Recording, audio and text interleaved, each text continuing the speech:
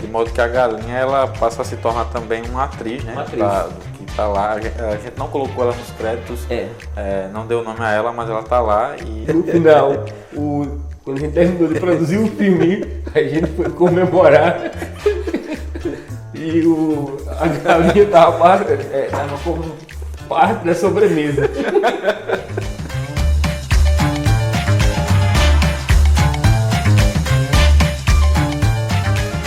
Então, pessoal, estamos aqui mais uma vez, né? Eu sou Robson Cavalcante. E eu sou o Claudemir Silva.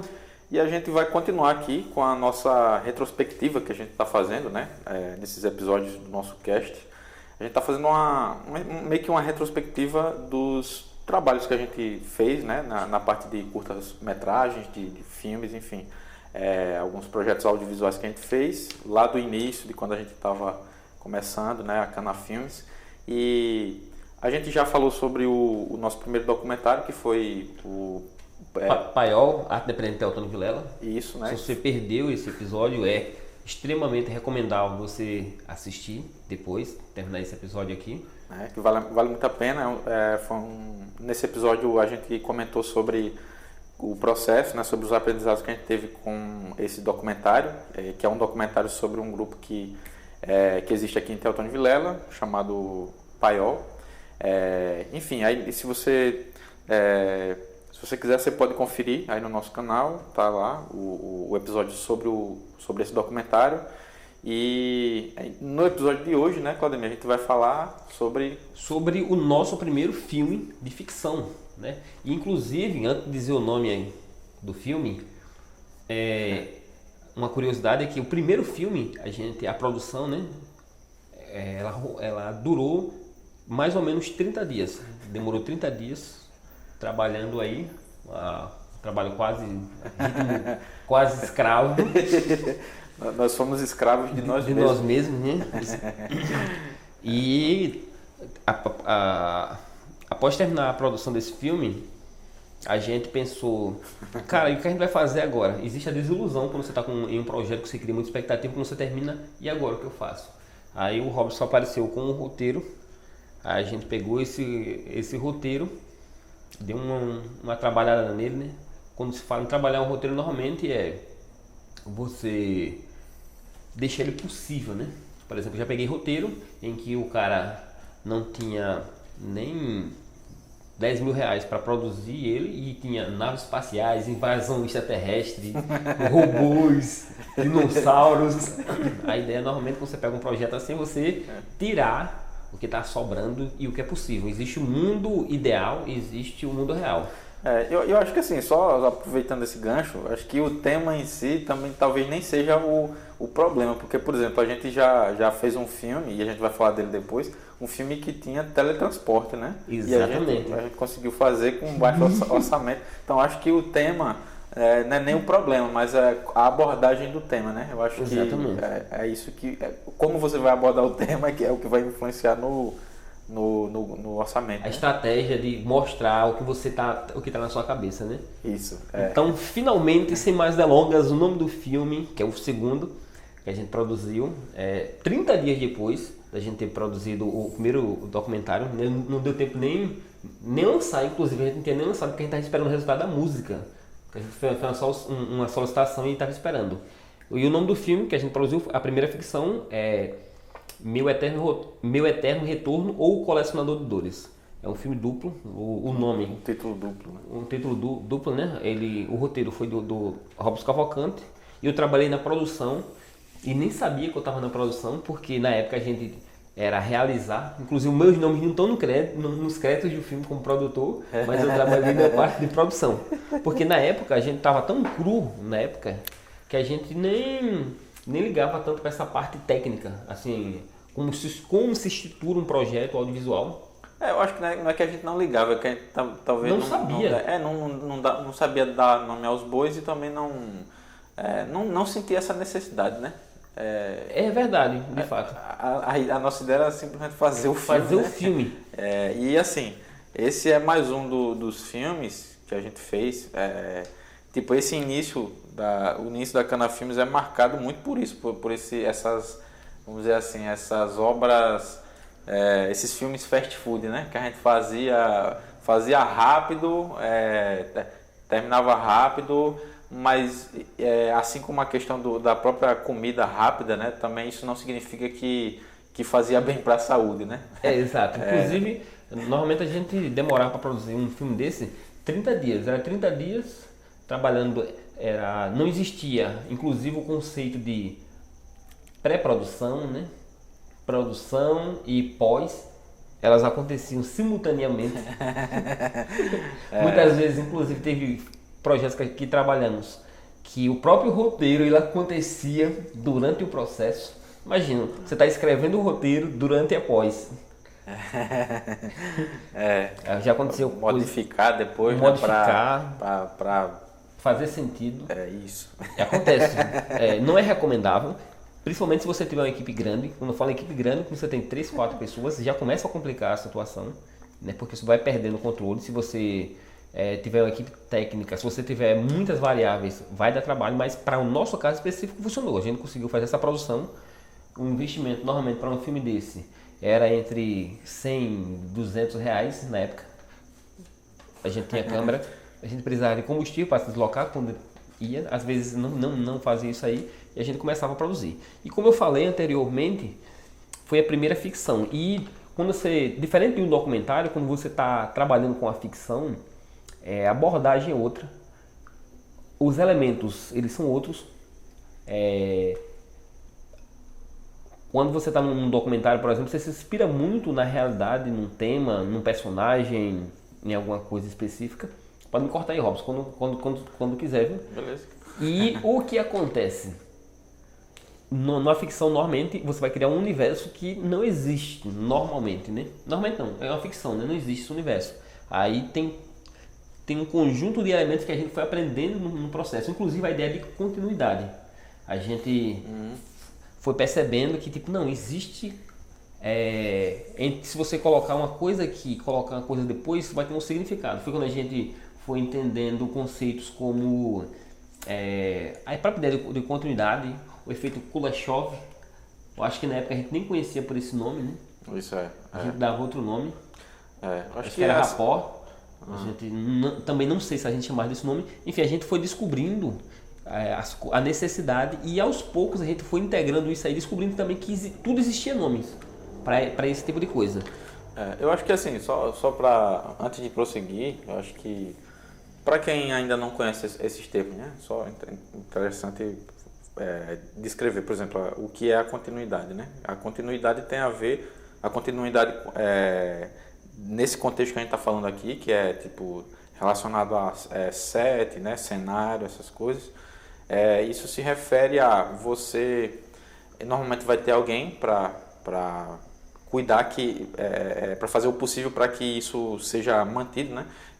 Você cuidar para que os elementos de um cenário eles permaneçam sempre os mesmos, tipo os elementos da própria cena, né? Os elementos da cena, por exemplo, digamos que a pessoa ela tá tendo um diálogo ali, aí e ela deixa e aí ela, enquanto conversa, ela deixa um copo sobre a mesa. À medida que a pessoa vai repetindo as cenas e vai repetindo, pode ser que de tantos takes, depois de, sei lá, uns 50 takes ou mais, que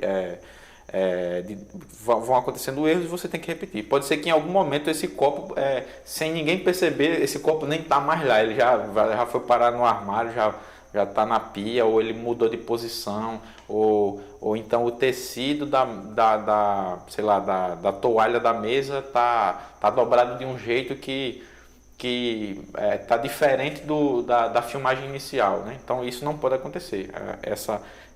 Deve haver uma coerência entre cada take, assim, para que você possa, na hora de montar esses cortes, você possa montar e tudo ser coerente, né? Fazer parte do mesmo universo. Por exemplo, digamos que você deixe um pedaço, uma salsicha em cima da mesa. Vamos colocar uma situação inusitada dessa. Uma salsicha em cima da mesa.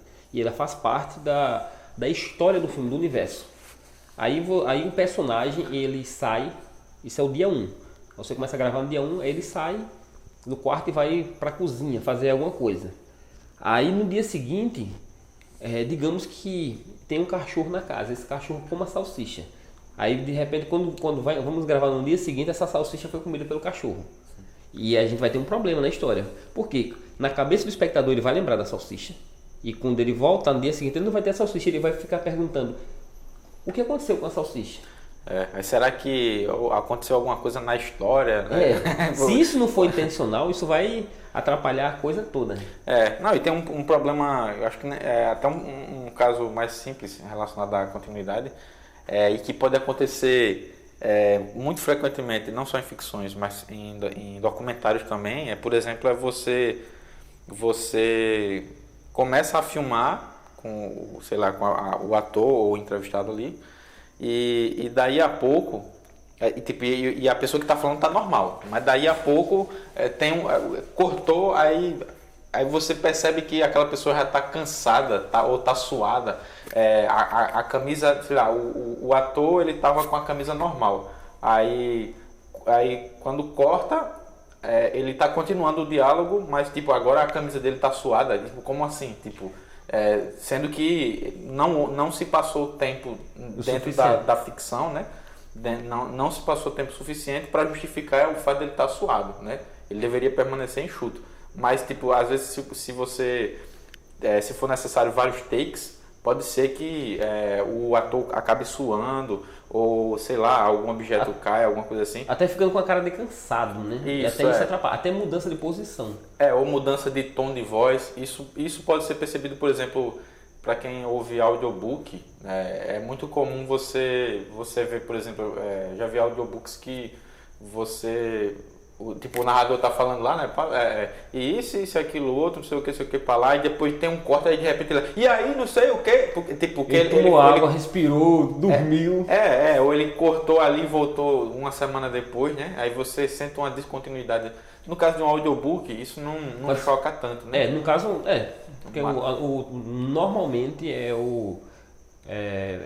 prezado pelo o conteúdo, mas isso atrapalha a imersão. No filme, tudo que você vai ver na tela, ele precisa existir ali, ele tem que fazer sentido, tudo é narrativa. Se o cara está sendo filmado com a camisa enxutinha, de repente o cara parece que tomou um banho de suor, isso aí vai atrapalhar a imersão. O espectador mais uma vez vai se perguntar: oxe, o que aconteceu? Será que jogaram água nele? Tá entendendo? Isso vai, em vez de ele prestar atenção na história, ele vai prestar atenção no objeto errado, na coisa errada ali. E isso vai atrapalhar, inclusive, a contação da história. Todo o trabalho de roteiro vai ser jogado fora quando tem um problema de continuidade. Por isso que às vezes eu mesmo já pensei assim, né? Tipo, quando tava... Enfim, quando era criança, adolescente por aí, eu via os making-off de filmes assim, e via o pessoal ali, né, o ator com um monte de gente em torno ali, enxugando, maquiando, cuidando do rosto dele ali, né, às vezes enxugando um suor, tipo, e eu achava que era como se fosse uma regalia que ele estava tendo ali, mas muitas vezes, a depender do caso, isso tem a ver também com a continuidade, né, tipo, para garantir, porque tipo, ele acabou suando, né, demais, ou teve alguma descontinuidade, então enfim, esse tipo de coisa acontece e é bom ter cuidado, né?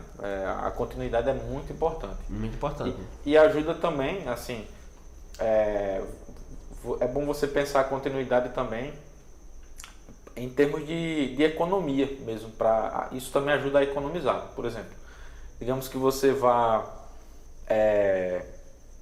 você está trabalhando em um filme, como por exemplo, uma vez eu trabalhei num filme de stop motion, né, com o Maurício Nunes, e aí a gente, para economizar tempo, né, e para não ter essa preocupação com a continuidade, a gente sempre procurou mostrar planos bem fechados, assim, para que o espectador, quando ele assistisse, ele não ficasse pensando: eita, mas aquele quadro não estava do lado de lá e aquele calçado estava embaixo da cama, não estava mais para cá, né?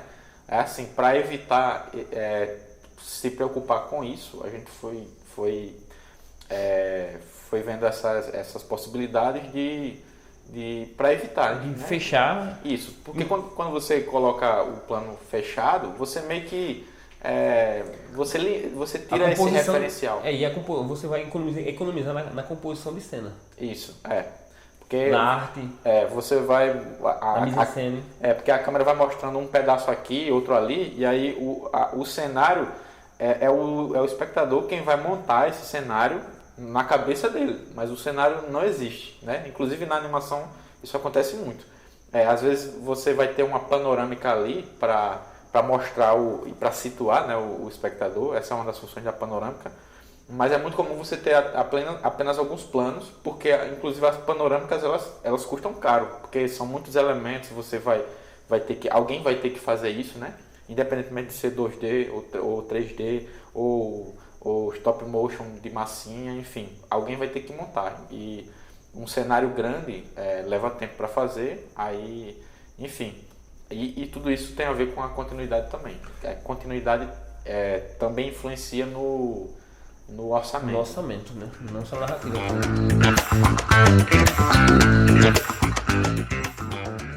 Eu queria fazer um comentário que isso vai para toda a parte audiovisual, até para games mesmo. Você ter panorâmicas ou a construção de cenários é caro. Por exemplo, um jogo muito, muito popular, assim, que usou esse tipo de recurso foram por exemplo, os Silent Hills, por exemplo, e o Silent Hill 1 e 2, né? E principalmente o 1, na verdade, e os Resident Evil, até o 3, mais ou menos. O recurso que a galera usava não era modelar todo o cenário, aquela coisa toda gigantesca. A galera trabalhava muitas vezes com fotografias. Elas estavam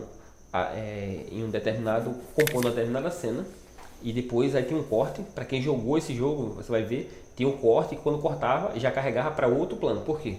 Porque é muito caro você compor um cenário. Tem um problema da continuidade, né? Para jogo também tem esse ponto também. E quando o que importa é o personagem ali, o personagem principal, o protagonista, muitas vezes, ou o vilão.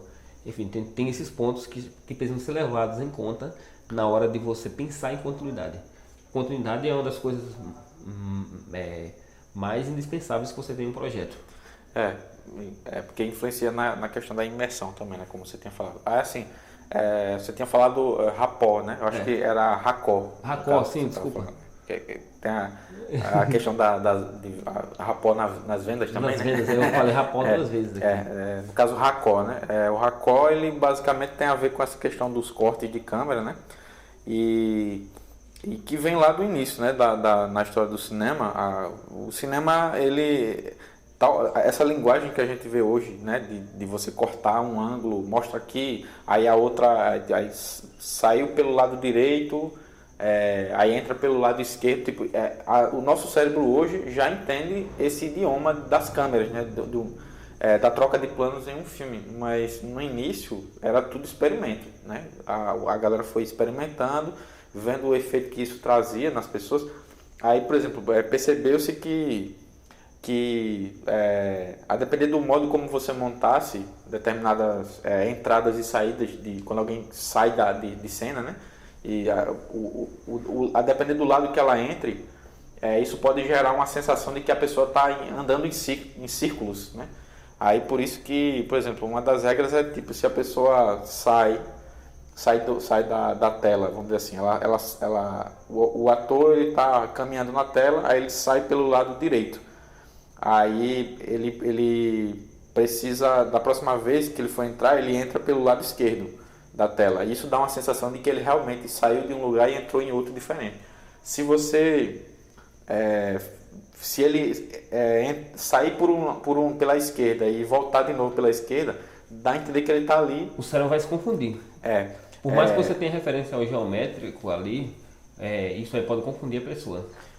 Isso, às vezes a gente vê, tem alguns filmes que meio que ignoram isso, né? É um pouco difícil, mas eu já vi alguns casos, existem esses casos. Mas assim, a galera costuma manter, né? Respeitar essa regrinha, vamos dizer assim. E aí o outro... era o efeito Kuleshov. Assim, que é aquela coisa, né? Tipo, de você você pode o efeito Kuleshov também tem a ver com essa questão do experimento, né? De você, experimentos que foram feitos. Aí, nesse experimento, você coloca, por exemplo, você mostra o rosto de alguém. No caso, a origem dele, né? A origem dele. A origem desse. Corta você só um pouquinho aqui. Apesar da gente ver filmes, cada vez mais filmes, né? Você entra na Netflix, entra na Amazon, você vê filme pra caramba lá dentro. Mas nem sempre foi assim. E filmes bem resolvidos, as pessoas sabem assistir filme, as pessoas sabem fazer filme, existem equipamentos dos mais sofisticados para você fazer, mais adequados. E, enfim, hoje em dia, principalmente, você pode fazer filmes até com celulares, mas nem sempre foi assim. A gente tem que lembrar que a história do cinema, ela tem pouco mais de 100 anos. E a galera, desde o início, a galera foi aprendendo, filmando e aprendendo, vendo o que funciona e o que não funciona. Pegava emprestado algumas coisas da fotografia, mas existia a questão de movimento. O efeito Kuleshov, ele vem justamente, assim como o Racó, assim como a ideia de continuidade, ele vem justamente dessas experimentações que a galera foram feitas nesses últimos 100 anos para trazer uma maior imersão para o espectador, para o público, e uma maior experiência. A ideia é fazer cada vez mais pessoas se sentirem dentro desse universo. Mas tem um ponto aí que tem a ver direto com o efeito Kuleshov, que o filme ele acontece dentro da cabeça do espectador. Por mais que você veja na tela aquela coisa lá rolando, aquilo ali é um conjunto de imagens que vai ser mostrado vários cenários, várias coisas ali, ou não, né? Mas tudo vai ser processado dentro da cabeça do espectador com a experiência do espectador. O filme ele não acontece sozinho. Aí é esse ponto que eu acho que é importante salientar antes, para a pessoa conseguir entender a necessidade, até de falar desses termos, até de fazer o espectador ver, para da próxima vez que ele assistir um filme, ele entender que existe todo um conjunto de processos ali dentro de um filme, para que ele esteja pronto e ele possa ser lançado. E aí, exemplificando o efeito Kuleshov, ele tem a ver com isso, né? Por exemplo, você mostra a face de alguém, tá lá um rosto, será um close, vamos dizer. Você está mostrando um close no rosto do ator. Aí você troca, após mostrar o rosto do ator, você mostra, por exemplo, uma criança sorridente brincando no chão com os brinquedos. Aí depois a câmera volta a mostrar esse ator. Aí só que o ator tá lá com a mesma expressão de antes, né? Ele tá uma expressão neutra. A expressão dele está neutra. Mas você vai ter a impressão de que talvez esse ator parece que ele está mais feliz. Só porque houve essa troca de imagem, né? No caso, porque teve uma criança sorrindo, né? Agora, por exemplo, se mostrasse, depois de que você mostrar o ator, você mostrar um prato de comida, e quando a câmera voltar para o ator, você pode ter a impressão de que esse ator tá com fome, né? Ou que ele, tá pensando sobre aquele prato. Ou se você mostrar depois dele, ao invés do prato de comida, você mostrar uma mulher de biquíni, uma mulher sensual, aí você volta a câmera para o ator, você pode ter a impressão de que esse ator tá com desejo, tá sentindo um desejo por essa mulher, sendo que pode ser que nada disso esteja dito, né? Você tá meio que a sua experiência e muitas vezes a sua malícia até, né? Os seus desejos, a sua visão de mundo, né? vai influenciar muito na forma com que você absorve o filme. Eu acho que pegando emprestado um pouco do seu exemplo, pegando emprestado usando as mesmas referências, né, que você está colocando aí, mas mudando um pouquinho as variáveis, imaginem duas imagens. Um velho, um homem na realidade, um homem comum. Imagina um velho, ele simplesmente olhando sério. Isso é uma imagem. Em seguida, imagine outra imagem, só temos duas imagens aí. E ele meio que já traçando um mini sorriso. Só arqueando os lábios bem de leve. Começa a segunda imagem. Ou seja, a primeira imagem, ele está sério. A segunda, ele arqueando os lábios, começando a sorrir. Agora vamos imaginar que entre a primeira imagem e a segunda imagem tem uma criança. Aí você vê o velho sério, a imagem da criança, depois ele meio sorridente. Aí você vai ver, ele está olhando a criança sorrindo, você vai lembrar do seu avô ou de um velho. Ele tá se divertindo vendo as crianças sorrindo. Aí se você imaginar a mesma imagem aí, pegando o exemplo do Robson, ele sério, mostra um prato de comida, né? Imagina um churrasco aí, e em seguida mostra ele meio que sorrindo, meio que a mesma imagem, né? Os lábios levemente arqueados. Você vai ver, ele está com fome, ele ficou feliz em ver a comida. Agora imagine o mesmo exemplo, né? Ele mais uma vez sério, uma mulher bonita, e uma mulher jovem e bonita, e em seguida arqueando os lábios leve. A expressão, a depender da sua experiência, você vai imaginar o que velho safado, entende? No fundo, a gente tem, nesses 3 exemplos, a gente tem a mesma imagem, as mesmas 2 imagens. Ele sério e ele quase que sorrindo. Mas pela experiência, né, que você vê ali, pela montagem, você vê isso aí. Esse é dado o efeito Kuleshov, que o que vai vir antes e depois vai mudar, pode mudar totalmente a narrativa. Essa é a questão, né? A montagem ela foi feita para que o espectador tenha a impressão de que alguém está observando alguma coisa, né? A impressão de que, sei lá, o velho está observando um objeto e que essa observação gera um efeito psicológico sobre esse observador que é o velho. Só que na verdade não existe nada disso. O que existe é um plano do velho, depois um plano seguido de um plano do objeto observado, depois volta pro observador de novo. Não tem ninguém observando nada e nenhum objeto sendo observado. Eles podem estar em lugares... Só uma intercalação de planos e o espectador é quem junta uma coisa com a outra e atribui um significado àquilo. Então isso mostra que o que faz o filme existir não é só o aparelho DVD, não é só o projetor que está girando ali, o rolo de filme, não são os atores, não é a direção, enfim, é também a imaginação e o psicológico, né? A bagagem que o espectador traz, né? Então, o espectador, de certa forma, ele também é um diretor do filme, né? Exato. Então... Desculpa, pode falar, Robson. Sim. Não, eu ia pedir pra gente retomar, né? Retomar. Enfim, a gente fez aí entrou aí em umas questões técnicas de como funciona por trás das coisas, para falar mais uma vez dessa nossa primeira ficção. A gente não sabia de como funcionavam as coisas direito. A gente foi percebendo que existia algumas demandas, algumas necessidades. A gente foi construindo e mais tarde quando olha para o passado, a gente vê, isso aqui funcionou por isso e por isso aqui. E isso não funcionou direito por esse motivo e por esse outro aqui. Porque o efeito Kuleshov é tão interessante que, por exemplo, a gente filmou aqui no interior. E algumas pessoas do interior assistiram o filme também. Para quem é de fora, ele tinha uma determinada experiência. Para quem era de dentro aqui, ele tinha uma outra experiência. Por quê? Porque o personagem tem umas partes que ele anda pela cidade e, por exemplo, ele vira na esquina e ele já aparece em outro lugar. A galera que vê aqui, ela vai associar, oxe, como é que ele entrou nessa rua aqui e ele já apareceu na praça, tá entendendo? Porque para quem mora nessa cidade vai saber que não tem sentido nenhum, né? Que Exato. Aquela rua não dá naquele destino, né? Mas para quem mora fora, não faz diferença, vai engolir essa tranquilamente, né? Aí assim, muitas vezes existe uma quebra de imersão, né? No caso desse tipo de montagem, né?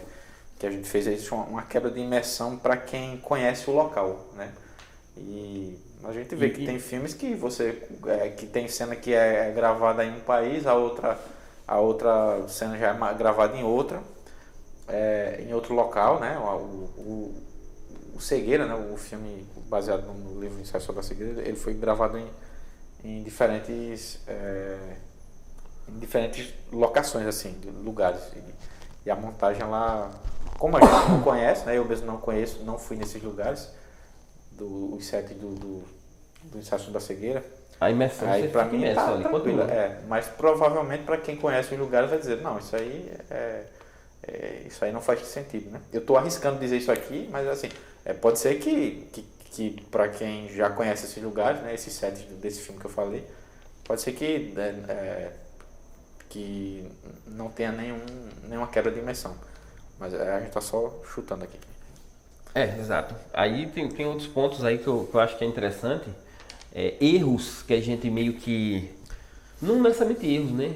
Coisas que poderiam serem feitas melhores, de uma forma mais adequada. Por exemplo, o nome de um dos personagens que nem aparece chama-se Zika. E a gente filmou numa época, lançou numa época em que a Zika ela era uma doença. A gente quis brincar com isso aí e como a gente tava com diálogo, a ideia era bem ser cru, ser dinâmico e ser até confuso, isso ajudou a ficar mais confuso ainda. E também não foi meio que essa a intenção, a gente percebeu depois. Isso dificultou inclusive para o espectador. Assim como o nome de um dos personagens chama-se, né, Maceió. Isso confundiu ainda mais. A pessoa ficava meio que chacoalhava o cérebro da pessoa, entende? E a gente pedia muito do espectador. Aí são coisas que devem ser levadas em conta, até o nome dos personagens, na hora de você criar uma história. Você pode criar criar um nome que ajude a marcar ou simbolizar alguma coisa, mas a gente quis brincar com isso. Por quê? Nessa mesma época a gente estava brincando com essa coisa visceral. Esse é mais um filme que a gente quis explorar o visceral, o caos. O próprio personagem ele é muito caótico. Ele vive... O ambiente é muito caótico, em torno dele é caótico, a cabeça dele é caótica. Ele não tem clareza e ele é o clássico homem comum, mas homem comum problemático, né? Aí isso traz toda a aura, mas a gente levou essa confusão até para o espectador. Esse nome do personagem, né, inclusive ele chama Maceió, e o nome foi colocado em homenagem a mim mesmo, né? Que eu estava estudando na UFPB na época, na Paraíba, aí a galera tinha um hábito lá, né, de chamar os novatos, né, enfim, enquanto não se acostumavam com o nome da pessoa, eles davam um apelido, né, e o apelido tinha a ver com o seu estado de origem, né? Aí no meu caso eu era de Alagoas, só que para o pessoal lá, o pessoal não sabe qual é a diferença entre Maceió e Alagoas. Aí, por exemplo, várias vezes o cara me perguntou, no caso, Alagoas é a capital de Maceió, né? Várias vezes.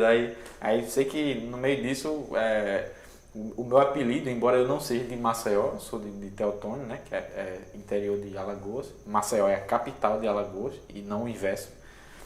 Aí o cara me chamava de Maceió. E aí, Maceió? Fala Maceió. Aí eu achei interessante isso. E aí sugeri colocar esse nome no personagem. É interessante. Tem uma parte aí, lembrando aqui, por mais que você faça um roteiro, pense uma coisa e outra, foi aí que a gente descobriu que quando você chega no cenário, né, quando você não conhece um cenário, uma locação, e você chega lá para gravar, podem surgir novidades que vão contribuir com o filme, né? E foi aí que a gente até brincava, tipo, como é que o roteirista vai dar conta disso aqui, né? Porque tem coisas que surgem, por exemplo, na locação que a gente teve, a gente foi na cozinha e aconteceu da pessoa que foi tratar a carne, ela foi jogar a carne fora e a carne acabou grudando na parede. Aí ficou um pedaço de carne gordurosa na parede. E isso combinou, inclusive, com a atmosfera do próprio personagem. Aí a gente brincava com essas coisas. Tipo, como é que o roteirista vai dar conta de imaginar um negócio desse, tá entendendo? Como é que um roteirista vai pensar em escrever um negócio tosco desse, né? Um negócio meio bizarro, assim, de você ter um pedaço de carne grudado na parede, né? Que mostra um desleixo ali, né? Ou pode evidenciar não sei, de repente algum acidente que teria acontecido ali no cenário. Mas isso tem a ver até com a ideia de que os cenários contam histórias, né? Exato. E aí esse pedaço de carne que aparece colado na parede como se fosse um chiclete, né? Isso aí não estava no roteiro, foi uma coisa que a gente percebeu ali, depois que já estava com a câmera ligada. E foi tipo, bora filma, continua filmando, não vai tirar daí, deixa aí. A gente assumiu, inclusive no cinema tem muito isso, tipo, passa um carro buzinando, assume ou não assume? Eu vim aprender essa ideia em outros projetos, né? Mas naquele momento a gente assumiu, tipo, a carne faz parte do filme, beleza. Teve uma parte que a galinha... de modo que a galinha ela passa a se tornar também uma atriz, né? Uma atriz. Do que tá lá. A gente não colocou ela nos créditos, não deu nome a ela, mas ela tá lá e a ação, acho que uma das principais ações que ela faz é essa, né? É defecar no set e inclusive dificultar a situação de quem tava filmando, né? No caso era eu que tava na câmera e aí tinha que me desviar para evitar esses empecilhos aí. Até um acidente. Ela contribui inclusive para essa produção. Infelizmente essa atriz ela não está mais entre nós. No final a gente foi comemorar. No final, quando a gente terminou de produzir o filme, a gente foi comemorar. E a galinha estava como parte da sobremesa. Não, eu não comi a galinha não. Só se você comer. A gente almoçou uma das atrizes. Eu não esperava por essa, né? Quem for vegetariano aí nessa hora deve estar pensando mil coisas. Mas vamos dar continuidade aqui. Acontece, né? Isso é coisa do cinema, né? Pode acontecer. E tipo, falando em coisas inusitadas, quer contribuir, Robson? Lembrou de alguma coisa? Não, pode, você finaliza essa parte do inusitado, aí eu cito mais um aqui que eu anotei. Cara, uma coisa que pra mim foi uma das coisas mais inusitadas é que dentro do roteiro tem uma parte em que o personagem ele gostava de falar de coisas banais. O Robson está rindo até agora. Nossa, a história da galinha foi complicada, né? Não é todo filme não, que no final de tudo um dos atores serve de almoço, né? Serviu de almoço. Mas...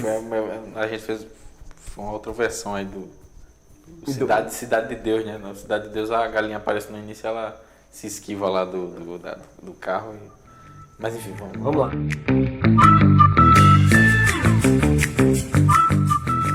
Uma das cenas, tinha um comentário, tipo, que precisava de um caminhão de cana carregado de cana, com muita cana, um reboque e tudo. E qual era o problema? A gente não tinha orçamento para alugar um caminhão de cana, né, cheio de cana, e ele passar ali. Aí a gente aproveitou o cenário, né, que era de frente para uma BR. Aí, como a equipe era muito reduzida, né, tinha 3 pessoas, tinha outras pessoas que iam para ajudar, mas elas não foram todos os dias, porque eles não estavam recebendo nada. Um dos atores desistiu e eu tive que assumir, eu tive que também me tornar ator durante o processo. E o que acontece? Aí a gente ficava lá, um de nós ficávamos na beira da BR, esperando o caminhão de cana passar, para ligar a câmera, né, e tudo, e poder captar a imagem. Aí, tipo, nessas horas o comum ia acontecer. Tá passando antes, né? Tá passando carro de cana o tempo todo. Quando você chega na beira da BR, acaba não tendo nada. Aí a gente esperou horas até passar até passar vários caminhões de cana. Teve um que serviu. E às vezes ele passava, só que era tão rápido que não dava tempo de focar, não dava tempo de enquadrar direito, né? Ou filmava, mas não ficava bom. Aí mais uma vez que a gente viu que, cara, a importância de um ambiente controlado. E é por isso que quando você vê aqueles make-off de produções gigantescas, né, de orçamentos multimilionários em dólar, você vê que tipo a galera faz um cenário fechado com chroma key. Lembrando, chroma key, para quem não sabe, são aquelas telas verdes que você consegue substituir depois no pós-produção por um cenário. E tipo, a gente não tinha isso aí. era céu aberto, ventava pra caramba, né? E a gente conseguiu captar essa cena aí que foi um experimento muito bom. E teve outra questão do lapela. A gente não tinha lapela. A gente Microfone lapela. microfone lapela. O lapela é aquele equipamento que você pendura na ponta aqui da camisa. Inclusive eu aqui estou gravando com um lapela. Eu estou torcendo para que ele esteja funcionando. E o que acontece? E você fala e ele capta a sua voz diretamente. Sua boca. Fica perto da boca, né? E fica muito mais interessante. A gente não tinha isso. A gente conseguiu um gravador, era um Zoom, só que ele era muito sensível e ventava pra caramba. Aí a gente cobriu com camisa para captar dos dois atores, eu era um deles. É porque não tinha a espuma, né? Não tinha espuma. A gente adaptou, colocou camisa, deixou lá escondido para não aparecer e a gente conseguiu ter a primeira captação sem ser diretamente com a câmera, né? A gente conseguiu fazer isso aí, ficou interessante e mesmo assim a gente conseguiu. E por quê? Só dava para fazer dessa forma. Não, na verdade, uma das formas de fazer era isso aí, porque a câmera estava distante, inclusive, e ventava, não fazia nem sentido. Aí foi a partir daí que a gente começou a ver necessidades. Mais uma vez, a gente foi aprendendo de acordo com a necessidade. As necessidades apareciam, a gente, como é que a gente resolve isso aí se a gente não tem equipamento? Aí a gente foi comprando equipamento, inclusive, por isso. Uhum. Sim, inclusive, acho que você falou do microfone aí eu lembrei também do cenário, né, dessa cena aí, a locação onde a gente foi, e que trouxe também um pouco daquela história lá da carne, né, assim, a carne que estava colada na parede, na outra cena anterior, ela não estava prevista, né, e também no caso desse cenário onde acontece o diálogo lá entre os dois personagens, teve esse empecilho também chatinho, né, que foi a questão dos frutos, né, que ficavam caindo, né, aí ficava caindo, às vezes podia cair em cima do microfone, né, aí sujava, podia cair na cabeça de um, né, enfim. Inclusive eu perdi uma camisa, que eram azeitonas, aí ficou manchado ali. Isso. Prejuízo de 7. E aí, só que a gente foi filmar lá porque, tipo, aí lembrando, a gente foi lá, a gente meio que decidiu na hora, isso não estava em pré-produção, tipo, a gente queria filmar, na verdade, em um local, mas que seria num ponto de ônibus, né, inicialmente, próximo a um posto de gasolina.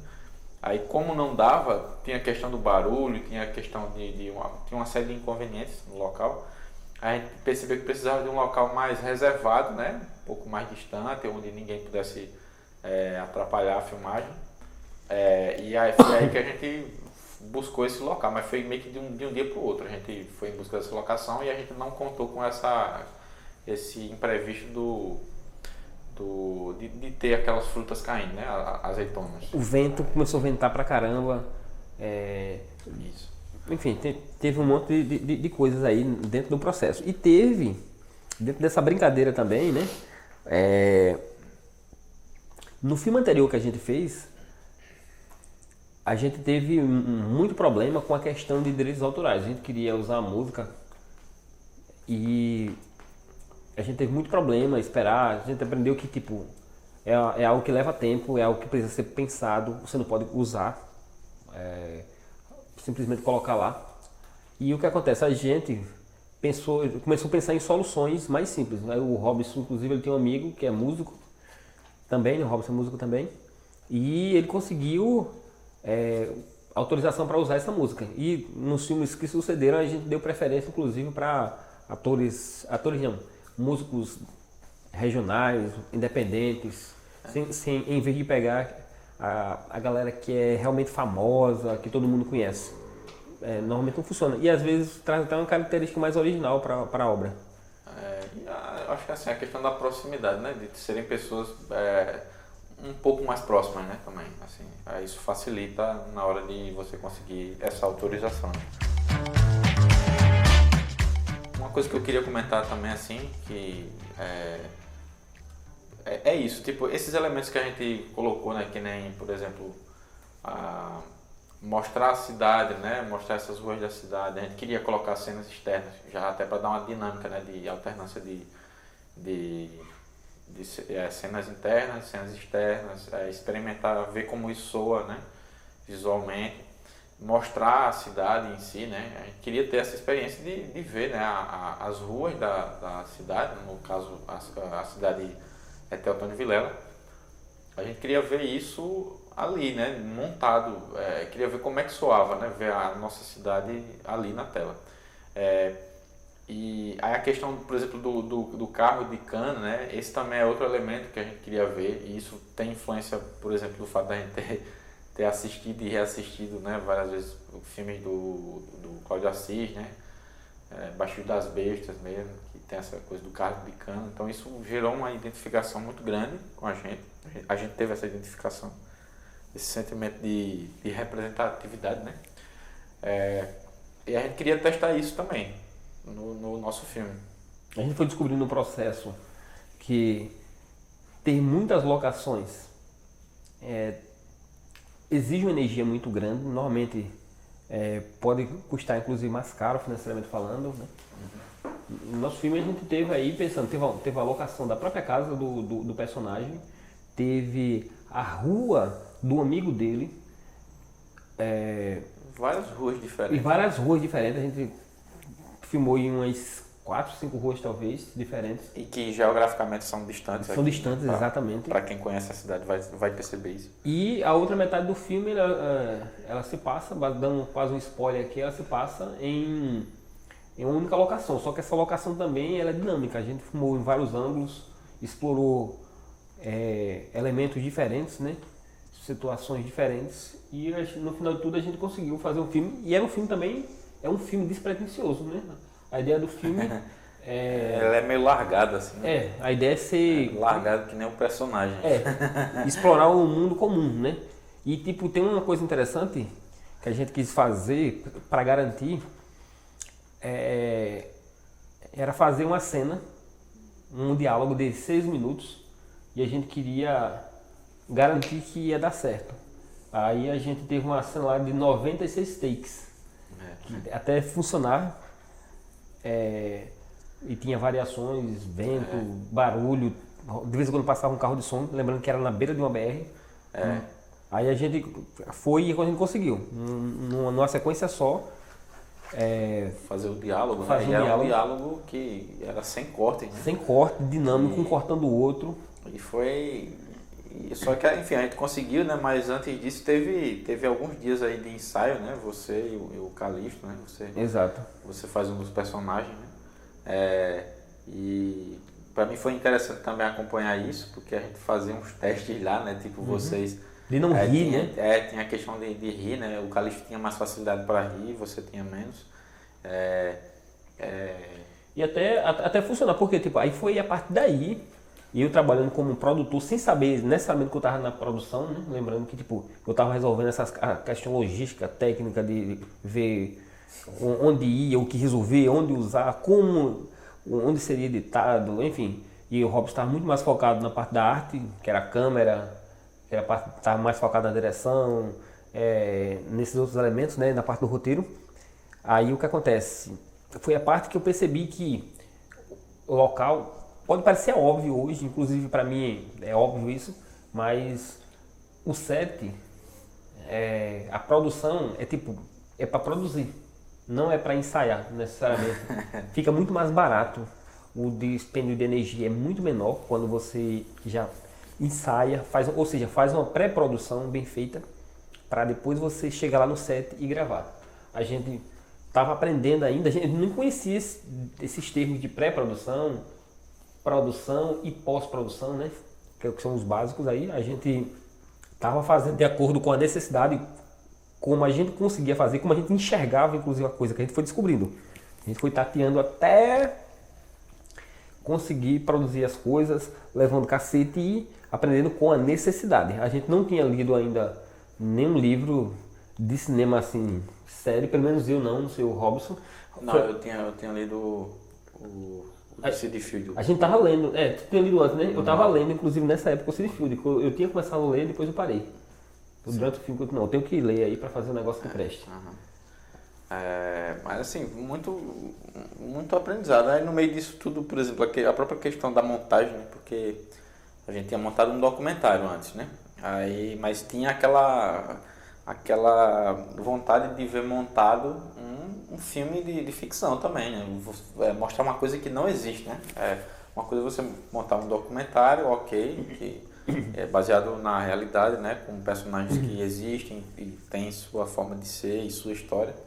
Outra coisa é você montar uma história do zero e lidar com toda essa questão técnica da linguagem visual, né? Linguagem audiovisual, a linguagem da narrativa visual e ver isso e testar, né? E ver como é que uma coisa soa, como é que enfim, a duração de cada plano, né? Porque às vezes a gente pensa, deixa aí, deixa o cara falando, deixa a câmera na cara dele só por 10 minutos, deixa ele falando aí que a galera não vai se entediar não, vai ser tranquilo e tal. E a gente foi percebendo essa questão da noção de tédio, né? Se você passa mais que 5 segundos com a câmera ali mostrando uma coisa só, a mente já começa a pedir algo mais, né? Se você não tiver uma composição, se o cenário não for rico, a pessoa vai dormir em 5 segundos. Porque não é nem uma questão de trocar de ângulo, né? Às vezes é questão de ter alguma coisa, alguma novidade acontecendo. Você pode colocar a câmera parada, tipo câmera no pedestal, mostrando um cenário só, mas a questão é acontecer coisas novas ali, né? E essas novidades que venham a acontecer, elas podem ser tanto questão de entrada e saída de objetos, né? Como também entrada de novos temas que são abordados, né? Às vezes você vai ver casos de diálogos gigantes, você vê no caso do Tarantino, um clássico, né? Uma sequência inicial acho que é do Bastardos Inglórios, né? Tem uma sequência lá de 20 minutos quase, num lugar só, que teoricamente era para entediar, né? Mas não entedia porque apesar de ser num lugar só, mas a montagem é interessante e o conteúdo... O ambiente é rico em si só, tem muitos elementos ali ocorrendo ao mesmo tempo que não vai deixar você dormir. Os personagens são virtuosos e eles interagem entre si. Existe uma narrativa global, mas também tem micronarrativas acontecendo o tempo todo ali. A linguagem corporal também, muitas camadas ali, né? E tem muitos símbolos para serem explorados. Tipo, 20 minutos, apesar de 20 minutos parecer muito para um diálogo, tem tanto símbolo ali para ser explorado que 20 minutos não é o suficiente para o espectador digerir aquilo ali, para ele aproveitar na capacidade máxima. E no caso desse filme, assim, ele consegue criar isso do zero mesmo, né? Porque ele já constrói empatia desde o início, quando ele mostra que você tem ali um judeu, né? Que está ameaçado, tem a vida dele e da família dele ameaçados ali simplesmente por ser judeu, e você não quer que isso aconteça com você, ninguém quer estar nessa situação, né? Isso por si só já prende a atenção, né? Você já se conecta com o personagem. O conflito foi estabelecido. E enfim, nesse caso, né, desse filme que a gente citou, do Tarantino, você vê que o roteiro ele vai cumprindo realmente essa função, né, de ser uma série de ações e reações que são estruturadas de tal modo são estruturadas de uma maneira que consegue prender a atenção, né? Manter a atenção do espectador, né? E surpreender. Isso. Porque no meio tem sempre novidades. Isso. Enfim, tem vários elementos. No nosso filme, no Colecionador de Dores, Eterno Retorno ou Colecionador de Dores, a gente está citando pouco o filme, né? O nome do filme, a gente está falando das situações. Acontece por ser um filme de baixo orçamento e pela nossa experiência na época, a gente não explorou tanto, até porque a gente não tinha nem... No contexto não cabia. Mas a gente conseguiu brincar com isso durante esses 6 minutos e a gente conseguiu, no final de tudo, trazer uns elementos de riqueza. Por exemplo, o meu personagem, ele estava o tempo todinho, ele não estava simplesmente parado lá conversando. Ele estava o tempo todo se alimentando ali, com a própria fruta do ambiente. O outro personagem, ele estava sofrendo ali na cabeça dele, era a mão na cabeça, se mexendo para lá e para cá, apesar de estar sentado. E isso conseguiu trazer a riqueza. E uma narrativa foi construída até chegar nesse ponto, onde teve esse diálogo final. E teve outro ponto aí que eu queria comentar. Quer comentar alguma coisa, Robson, antes? Sim, já para a gente caminhar para os finalmente, né? Finalmente, né? Eu queria trazer uns 2 pontos aqui ainda de inovação, assim, para o contexto, coisas novas que a gente trazer. Porque cada projeto novo que a gente faz, a ideia é trazer pelo menos um elemento novo. Aí, mas pode continuar aí. Sim. Não, pode falar. Pode falar, né? Ponto. Aí, tipo, uma coisa que a gente trouxe de novidade, né? Já dentro disso foi que a gente fez um DVD. A gente fez a capa. A gente colocou um player dentro do DVD. Você colocava no DVD, ó, DVD. Não faz nem tanto tempo, né? Você dava o play lá, a pessoa podia abrir. Enfim, foi uma coisa que a gente viu que poderia ser necessário, até para a gente presentear as pessoas. Lembrando que na época a gente não tinha a noção da cena audiovisual que estava rolando aqui em Alagoas, no Brasil, né? Que estava ganhando força, ganhando mais força ainda. E o que acontece? O foco era tipo, a gente passa para um amigo nosso, a gente vê que a galera assistia, a gente guarda isso aqui e a gente vai brincando. E teve outro ponto que a gente trouxe, que não teve no primeiro, foi um make-off. A gente fez um make-off do filme. A gente teve a experiência de construir um make-off, teve um diálogo, a gente contou algumas coisas, mostrou, e foi realmente um exercício interessante de como construir um make-off. E esse make-off, inclusive, estava dentro do próprio DVD que a gente tinha construído, dentro na finalização do filme. Em questão de pós-produção também, né? Teve os testes de colorização, né? Eu lembro que a gente começou a mexer na cor, né? Aí alterava, aí colocava uma coisa aqui, mexia no RGB dali e mudava a curva, aí ia demais. Aí a gente começou a fazer tantos testes que começou a se tornar uma gororoba, né? Tipo, e aí, e daí a pouco o olho começava a viciar naquilo, né? A gente não percebia que estava ficando absurdo, às vezes tinha muita luz estourada, tava destoando da cor que aquele lugar tem na realidade, né? A gente tava alterando a gente queria um look absurdamente. A gente queria um look de cinema.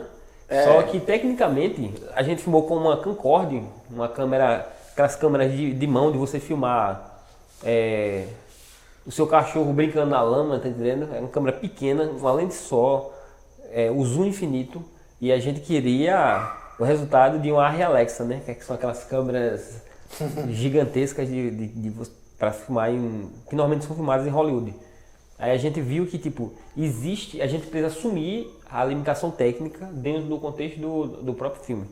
Aí foi a vez que a gente, tipo, não dá pra... Desistiu, teve vários planos lá que foram, a gente mexeu na cor, assim, mas chegou um ponto que a gente viu que não dava pra confiar, assim, no conhecimento que a gente tinha na época, e nosso olho estava meio viciado ali. A gente preferiu abandonar essa parte da colorização e focar na montagem. Deixando um negócio bem simples. E, inclusive, teve mais uma vez, esse filme, ele teve teve Foley, teve alguns pequenos Foleys, e ele, mais uma vez, foi captado com a própria câmera. A gente usava a câmera, que tipo, já tinha um som ruim, só que era pertinho, para fazer um Foley, para melhorar. Porque a gente teve problemas. A gente teve problema também de continuidade, né? De som. Aí a gente também fez uma captação ambiente com a câmera, imagine. A gente fez a captação para diminuir esses cortes bruscos. Por quê? Porque quando você começa a gravar, você grava um pedaço aqui. Qualquer variação mínima de ambiente, você vai perceber uma mudança quando você faz um corte. Aí a gente precisava alterar, diminuir isso aí. E a gente foi descobrindo essa necessidade, descobrindo isso de acordo com a necessidade, e a gente precisou de um som ambiente para conectar tudo isso aí. E mais uma vez foi usar a câmera. Então, é possível você fazer isso aí se você tem uma limitação. O que quer dizer é que, tipo, a sua limitação de equipamento, ela pode não ser um empecilho, não pode ser não precisa ser necessariamente um empecilho para você deixar de fazer uma produção. Sim. E eu acho que assim, pegando a moral da história, assim, né, pegando o lado mais positivo que eu consigo ver, assim, dessa experiência com esse filme, eu acho que é o seguinte, o que a gente fez no Frigir dos Ovos foi usar o filme também para aprender coisas que a gente queria aprender, né? Tipo, como a gente falou, né? A gente aprendeu mais sobre montagem especificamente de ficção, escrita de roteiro de ficção, a questão da atuação também, né? Colocar testar as habilidades de dois atores, né? Então teve isso, mostrar a nossa cidade também sob o olhar da câmera, né? Então, assim, vários aprendizados, todos relacionados àquilo que a gente queria testar, né? Então, acho que é isso. É importante você usar o filme para você aprender o que você quer aprender, né? Tipo, e você pensar, antes de você fazer o seu filme, né? Você pensar, o que eu quero aprender com esse filme, né? E para que ele não seja simplesmente mais uma experiência repetitiva, né? Quando você vai fazer algo que você já sabe, pode chegar a um ponto que aquilo ali fique meio mecânico, né? Então, para você se envolver mais com a coisa, né, é importante você pensar nisso também. O que você pode aprender de novo, porque isso pode tornar o processo, pode trazer um pouquinho mais de dor de cabeça, mas vai te tirar da zona de conforto e vai te trazer algo novo que você vai poder usar lá na frente. Para mim foi... esse filme, mais uma vez, foi como fazer um curso imersivo, né? Foi imersão no cinema. Precisou aprender, estudar algumas coisas e a gente teve o resultado. É o melhor filme que a gente fez? É o melhor filme que a gente já assistiu? Não, mas foi o melhor filme que a gente pôde fazer com as condições que a gente tinha na época, antes da gente ter condições para fazer um trabalho melhor. Acho que é isso, né? Então, assim, acho que a gente pode finalizar já, né? Dar aquela finalizada aqui e vai ter continuidade disso aqui. A gente vai falar no próximo episódio, né? Vamos chamar assim. Vamos falar, talvez seja a nossa maior aventura, né? Que foi Professor, o Tempo e Eu. Esse foi um filme que, com certeza, de todos os filmes que a gente produziu, foi uma aventura gigantesca aí. Chegou a ser loucura, inclusive. E vale a pena assistir. Exatamente, que é um filme que poucas pessoas, assim, para quem acompanhou o nosso trabalho, talvez nem se lembre desse filme, ou talvez nem tenha assistido, mas foi um filme que trouxe uma jornada gigantesca aí pra gente, né? Foi um dos filmes que mais ajudou a gente a ganhar resistência, né? E a entender que, como se diz, né, vamos dizer assim, o buraco era mais profundo do que a gente achava, né? A gente foi descobrindo um monte de coisa no processo, mas foi aí que a gente começou a pisar no mercado. A perceber a necessidade de lidar de modo mais profissional. Mais profissional, exatamente. Foi ali que tirou a gente da zona de conforto, sendo que nenhum filme a gente estava na zona de conforto, a gente sempre dava um passo a mais. A gente não tinha feito curso, nada, a gente chegou a fazer cursos bem depois, conhecer pessoas. Até esse momento a gente estava sozinho. A gente não conhecia mais ninguém que fazia cinema. Até esse momento. Mas isso vai ficar para um próximo episódio e a gente espera vocês lá, né? É isso. Então valeu. Valeu até lá. Até breve. Até muito breve.